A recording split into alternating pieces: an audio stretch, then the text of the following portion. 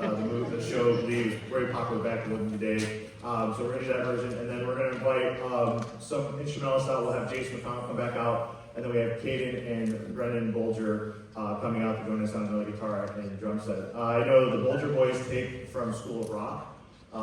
The funny story was, when this all came about, Aubrey is their sister, Brayden's twin, and she's like, I was like, we're gonna do music shit, can we have a band? I'm like, sure, I've never done anything like this before.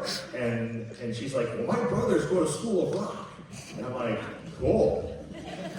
It's a cool place. If you don't know what it is, it's really cool. It's in Strongsville. They do all rock songs. I know kids from Brunswick do it. It's a really good experience. And so we kind of, it's like, yeah, let's try it out. Let's see what's going to happen. So we're going to invite them to come back out here. While I'll have, this is your moment. Thank you for coming. Thank you, our administration, our support for the arts in the district.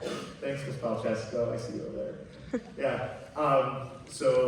But yeah, Ms. Palchesco, Ms. Rosky, Ms. Stanovic, and Mrs. Thompson have been wonderful administrators to work for, and they definitely support us here at PMS. So we would like to thank them. Thanks to the custodial staff for moving all the stuff, and thank you, the parents, for coming such early in the morning to support us in this endeavor.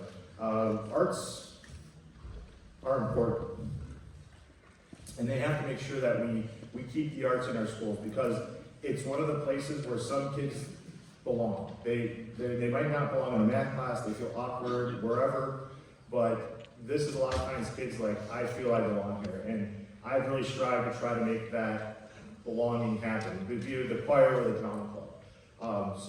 But I'd like to thank you again for your support of all that. So appreciate the time coming, and we're going to do just